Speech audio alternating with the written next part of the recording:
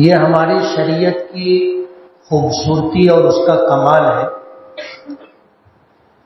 کہ زندگی کا کوئی بھی شعبہ ایسا نہیں ہے جہاں پر ہماری رہنمائی ہمارے دین نے، ہماری شریعت نے نہ کی، اور نبی کریم صلی اللہ علیہ وسلم کے ارشادات اور آپ کے معمولات یہ بتاتے ہیں کہ دعا دنیا اور آخرت کے تمام مسئلوں کا حل ہے۔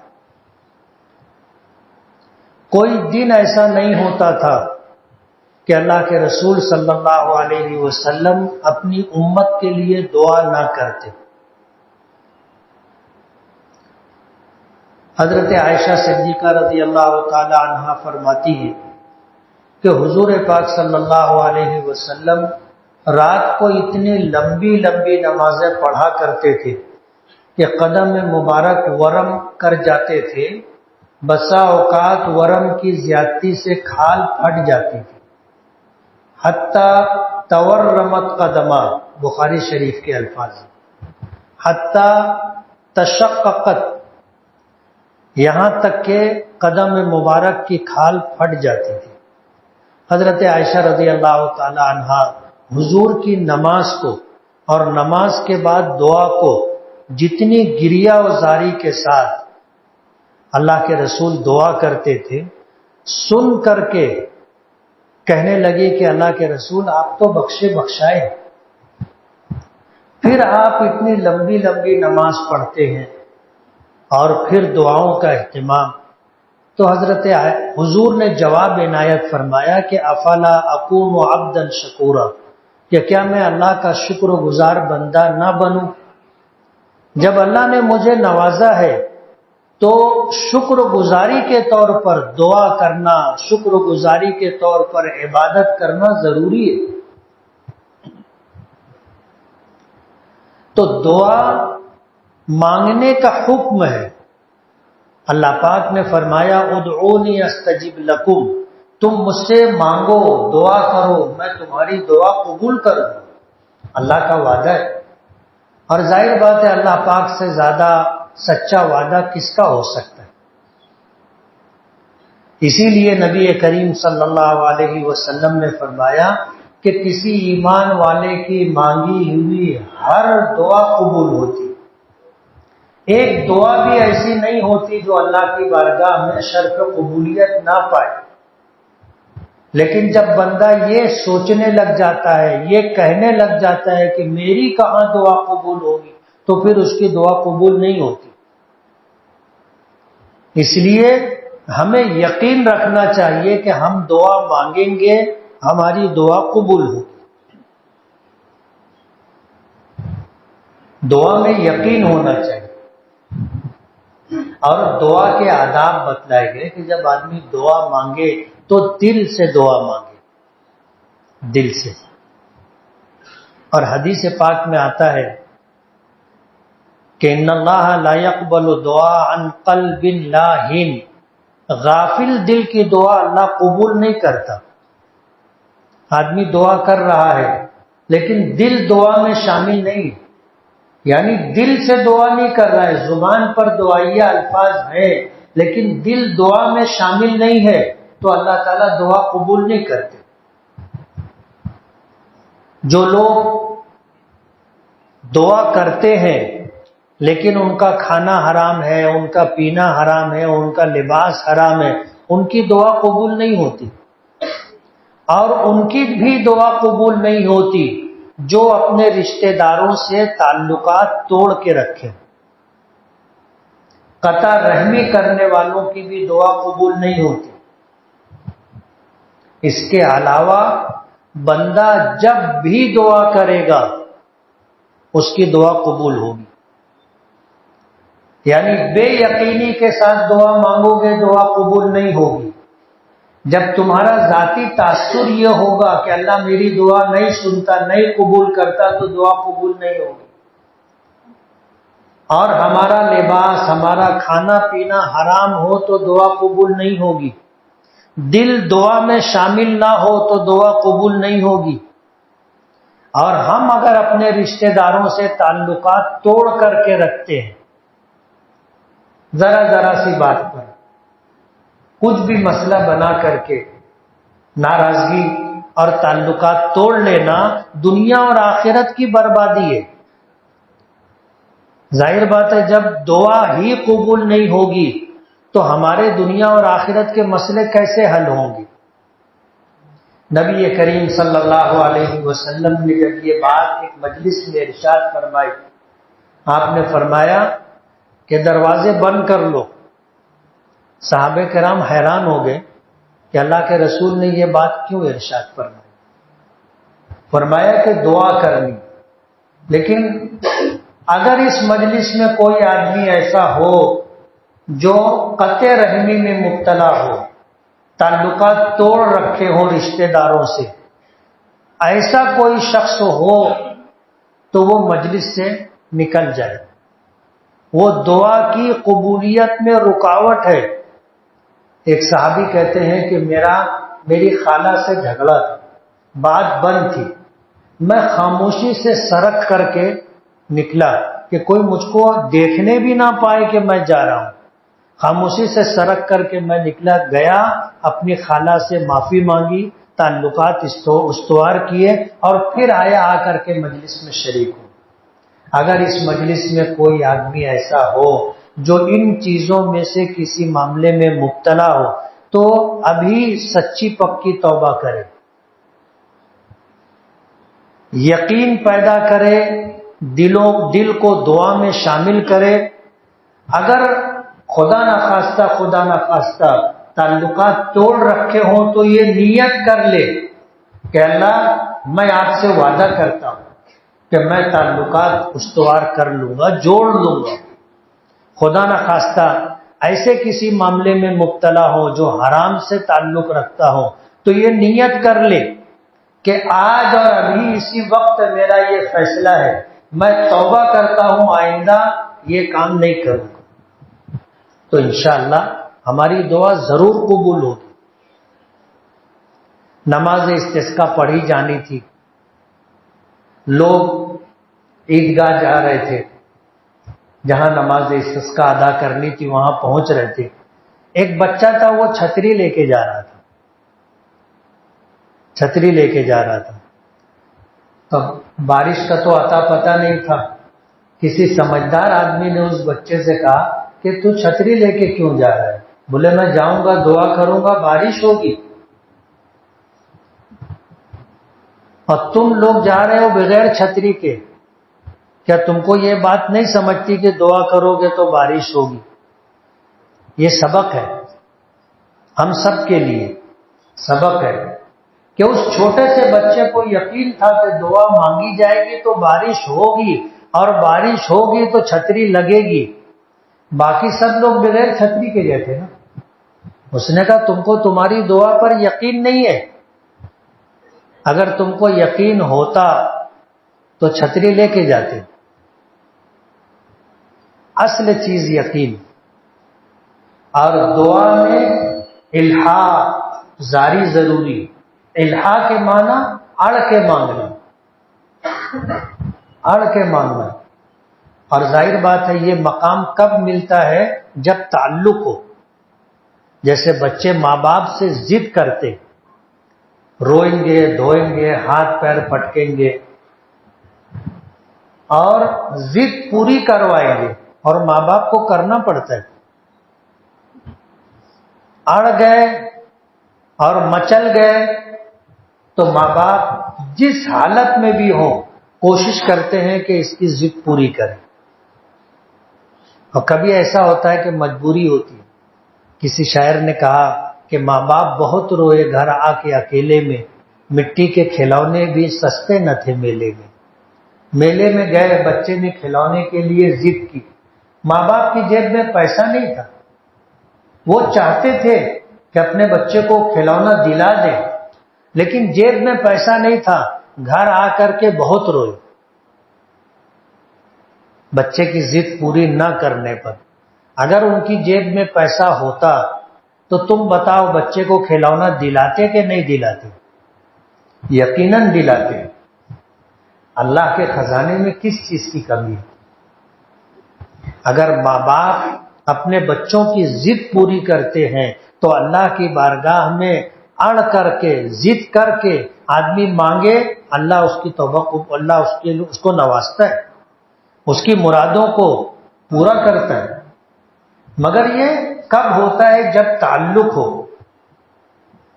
اب اللہ سے ہمارا تعلق کیسا ہے وہ ہم کو ہر ایک کو اپنے بارے میں غور کرنا ہے، ہر ایک کو اپنے بارے میں غور کرنا ہے۔ ظاہر بات ہے بچے کا ماں باپ سے جو تعلق ہوتا ہے اور ماں باپ کا بچے سے جو تعلق ہوتا ہے، اس تعلق کی بنیاد پر ہی بچہ ضد کرتا ہے۔ کسی اور کے سامنے اگر ضد کرے گا تو کوئی تعلق نہیں ہے، کوئی تعلق نہیں ہے، تو کیوں توبہ اس کی قبول ہوگی؟ کوئی تعلق نہیں ہے۔ جب وہ مانگے گا، ضد کرے گا کسی اجنبی سے تو بولے گا چل نکل یہاں سے، کوئی تعلق نہیں ہے۔ اللہ پاک سے اگر تعلق ہوگا تو بندہ اڑ کے مانگتا ہے اور مانگنے کا اس کو حق بھی ہے، اور اگر تعلق ہی نہیں ہے اور پھر کسی تعلق کے بغیر اگر اڑ جائے اور ضد مانگے تو ضد کرے تو بہت مشکل ہے کہ اس کو مانگی ہوئی مراد ملے۔ تو اللہ تعالیٰ سے تعلق پیدا کرنا چاہیے، اور بہت آسان ہے۔ کوئی بھی شخص اتنی جلدی راضی نہیں ہوتا جتنی جلدی اللہ پاک راضی ہوتے۔ ماں اگر ناراض ہو جائے تو اس کو منانا، باپ اگر ناراض ہو جائے اس کو منانا، بھائی ناراض ہو جائے، بہن ناراض ہو جائے، منانا مشکل ہوتا ہے۔ لیکن اللہ تعالیٰ ماں باپ سے جلدی راضی ہو جاتے ہیں۔ ہمارے ماں باپ ہم سے ناراض ہوں، ہم ان کو منائیں، وہ ہم سے راضی ہوں، اس میں جتنے پاپڑ بیلنے پڑیں گے اللہ کو منانے اور راضی کرنے میں اتنی ضرورت نہیں ہے۔ ایک مرتبہ بندہ سچے دل سے اللہ کی بارگاہ میں آ کر کے توبہ کرے، اللہ راضی ہو جاتا۔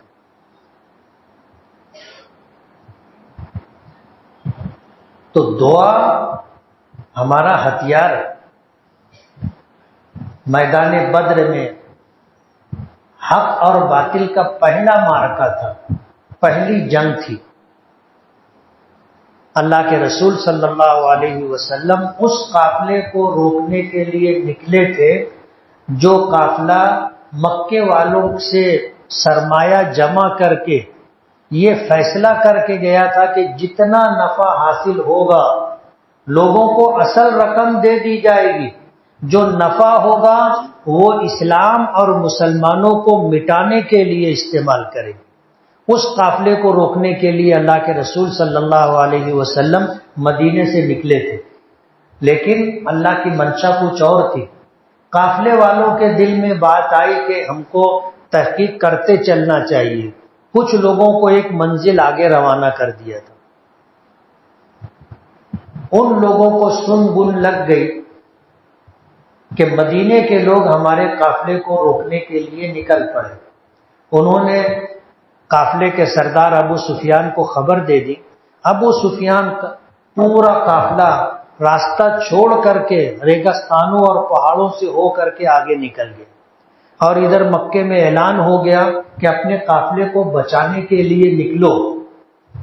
1000 افراد پر مشتمل لشکر نکلا جو ہر طریقے سے ہتھیاروں سے لیس تھا، اور حضور پاک صلی اللہ علیہ وسلم کسی لشکر کا مقابلہ کرنے کے لیے نہیں نکلے تھے، ایک قافلے کو روکنے کے لیے نکلے تھے۔ تو مسلمانوں کے پاس ہتھیار بھی نہیں تھے۔ بدر کے میدان میں اس لشکر سے سامنا ہو گیا جو مکے سے آیا تھا اور پوری تیاری سے آیا۔ اللہ کے رسول صلی اللہ علیہ وسلم نے اس حالت کو دیکھ کر کے اللہ سے دعا کی تھی۔ آپ نے صف لگائی، میدان بدر میں صف لگائی، اور اس کے بعد پیچھے آپ سجدے میں گئے، دعا کر رہے تھے۔ حضرت ابو بکر صدیق رضی اللہ تعالی عنہ کہتے حضور دعا کر رہے تھے، سجدے کی حالت میں تھے اور چادر مبارک جسم مبارک سے سرک سرک جا رہی تھی، تو میں چادر ٹھیک کرتا تھا۔ ایک موقع آیا، میں نے کہا کہ اللہ کے رسول بس کیجیے، تو حضور نے فرمایا ابو بکر مجھے میرا فرض ادا کر لینے دو، اللہ اپنی قدرت کا مظاہرہ کرے گا۔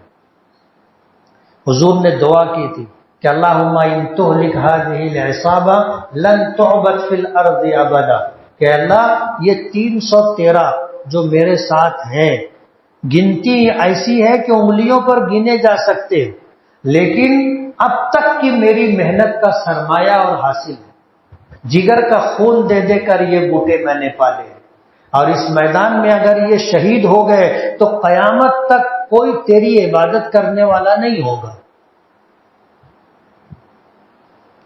یہ دعا کا انداز نیاز مندانہ نہیں ہے، یہ بات تو اللہ کے رسول ہی کہہ سکتے تھے، اللہ سے ایسا تعلق تھا، ناز کے ساتھ دعا کی تھی نا کہ اگر یہ 313 اس میدان میں کام آ گئے، قیامت تک کوئی تیری عبادت کرنے والا نہیں ہوگا۔ حضرت ابو بکر نے پھر حضور کو ٹوکا، حضور نے پھر یہی بات ارشاد فرمائی،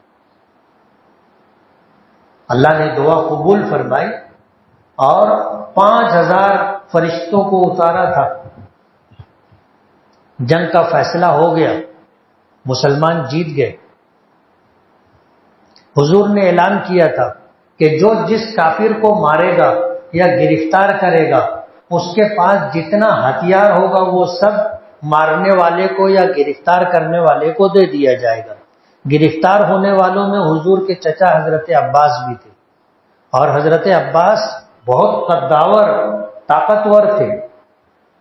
حضور نے پوچھا کہ میرے چچا عباس کو کس نے گرفتار کیا؟ تو ایک صحابی کھڑے ہوئے دبلے پتلے سے، کہنے لگے میں نے گرفتار کیا۔ تو حضرت عباس نے ان کی طرف دیکھا اور دیکھنے کے بعد کہا کہ بھتیجے، اس نے مجھے گرفتار نہیں کیا، مجھے جس نے گرفتار کیا ہے وہ سفید کپڑا پہنے ہوئے تھا، سر منڈا ہوا تھا اور سفید گھوڑے پر سوار تھا، اور پورے لشکر میں کسی کے پاس، مسلمان کے پاس سفید گھوڑا نہیں تھا۔ حضور نے سنا، مسکرائے، فرمایا کہ وہ تو جبرائیل تھے۔ اللہ کی مدد آئی۔ قرآن کریم میں آتا ہے اللہ نے 3000 پھر 2000 اور بھیجے، 5000 فرشتوں کا لشکر بھیجا تھا، جنہوں نے مکے سے آئے ہوئے 1000 ہتھیاروں سے لیس لوگوں کی اینٹ سے اینٹ بجا دی تھی۔ اور حدیث پاک میں آتا ہے کہ مکے کے جتنے سردار تھے سب مارے گئے تھے، 70 مارے گئے تھے، 70 مارے گئے تھے۔ جو اپنے آپ کو پڑھاری، چودھری، سردار اپنے آپ کو بتایا کرتے تھے، سب میدان بدر میں کام آ گئے تھے۔ ابو سفیان بچ گئے تھے، بعد میں وہ مکے کے سردار بنے، تو مکے کی بوڑھی عورتیں کہا کرتی تھی ابو سفیان کے بارے میں کہ بڑوں کے مرنے نے اس کو سردار بنا دیا۔ جتنے سرداری کے لائق تھے سب میدان بدر میں کام آ گئے تھے، اور فرشتوں نے چن چن کر کے مارا تھا۔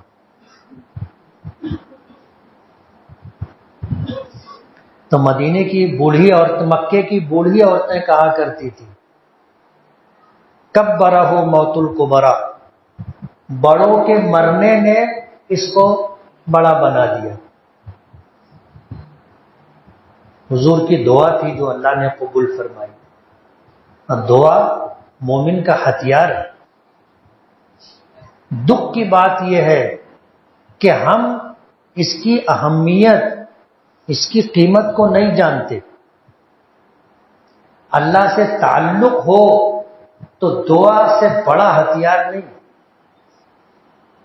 دعا سے بڑا ہتھیار نہیں۔ ہمارا ہر مسئلہ کون حل کرتا ہے؟ اللہ حل کرتا ہے، اور ہم اللہ سے مانگیں گے، دعا کریں گے تو اللہ حل کرے گا۔ ہم لوگوں نے مانگنا ہی چھوڑ دیا۔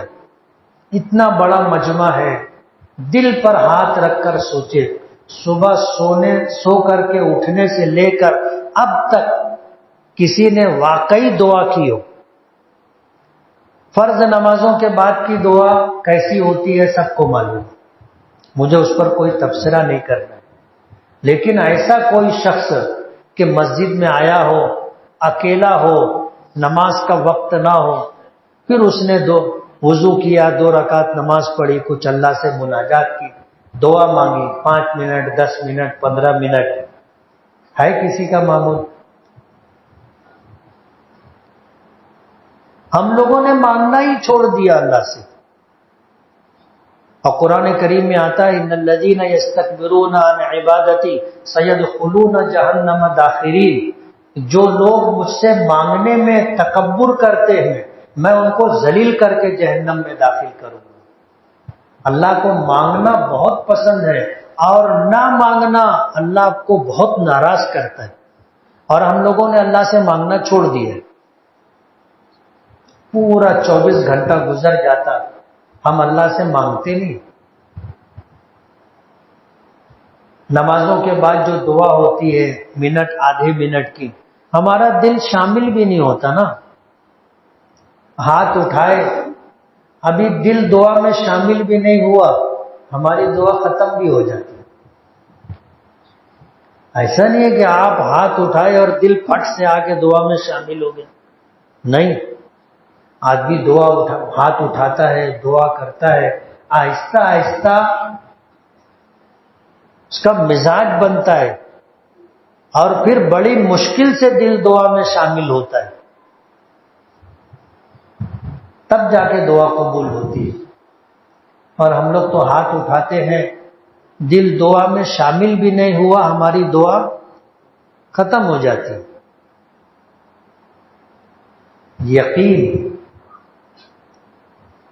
یقین اور اللہ کی ذات پر بھروسہ، یہ دونوں چیزیں آج ہم لوگوں کے پاس نہیں رہی، نہ یقین رہا نہ بھروسہ رہا۔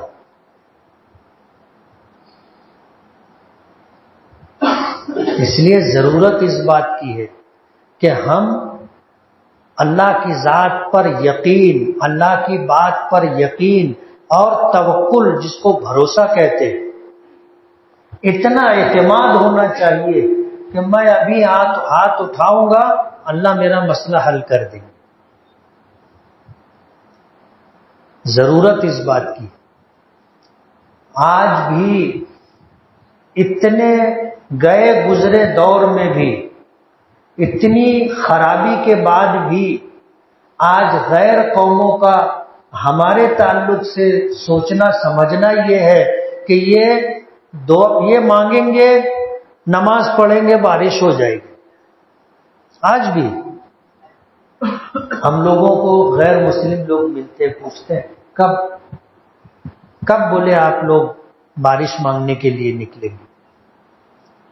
یعنی وہ بھی سمجھتے ہیں کہ یہ مسلمان بارش مانگنے کے لیے آئیں گے، بارش ہو جائے گی، ان کو بھروسہ ہے،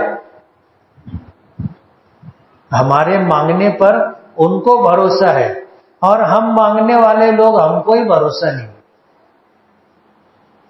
کوئی چھتری لے کے آیا ہے؟ کوئی نہیں آیا چھتری لے کے، میں بھی لے کے نہیں آیا۔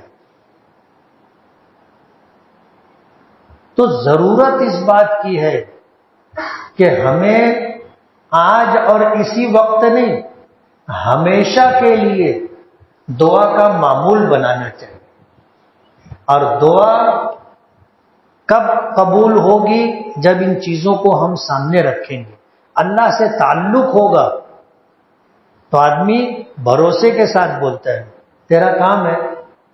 بولے ہاں، چل، بولے کمشنر سے میں کروا دیتا ہوں۔ کمشنر سے کب ہوگا؟ جب تعلق ہوگا، اور ایسا تعلق ہوگا اپنے جا کے بیٹھے کہ صاحب یہ کام کر کے دو، تو وہ کر کے دے گا۔ کب ہوگا؟ جب تعلق ہوگا۔ اللہ سے تعلق پیدا کرو، اللہ سے تعلق پیدا کرو، اللہ سے تعلق پیدا کر لو گے، دنیا اور آخرت کے مسئلے حل ہو جائیں گے۔ ہم سب گنہگار ہیں، ہم سب گنہگار ہیں۔ حضور نے فرمایا کلکم خطاؤن، تم سب کے سب خطا کار ہو، وخیر الخطائین التوابون، اور تم میں خطا کار لوگوں میں بہترین شخص وہ ہے جو توبہ کرے۔ تو ہم میں سے کوئی معصوم نہیں ہے، کوئی محفوظ نہیں ہے، الا کوئی اللہ کا ولی ہوگا تو الگ بات ہے، ورنہ ہم سب گنہگار ہیں۔ لیکن ہم اگر توبہ کریں گے تو ہماری توبہ اللہ قبول کرے گا۔ اس لیے بارش کیوں نہیں ہوتی ہے، اس تعلق سے آپ نے بات سنی۔ جب اللہ کے احکامات توڑے جائیں، زکوٰۃ روک لی جائے تو اللہ بارش روک لیتا ہے۔ جب بے ایمانی عام ہو جائے، ناپ تول میں لوگ ڈنڈی مارنے لگ جائیں تو بارش روک لی جاتی ہے۔ اس لیے ہم کو اپنے گریبان میں بھی جھانکنا ہوگا، دیکھنا ہوگا کہ اگر بارش رکی ہے تو بلا وجہ نہیں رکی، کوئی وجہ ہے۔ ہم توبہ کریں، نیت کریں، آئندہ ہم گناہ نہیں کریں گے، اللہ کی نافرمانی نہیں کریں گے، وہ کام نہیں کریں گے جس سے اللہ باران رحمت کو روک لیتا ہے۔ ہم ان نیتوں کے ساتھ اللہ سے مانگیں گے، انشاءاللہ ضرور دعا قبول ہوگی۔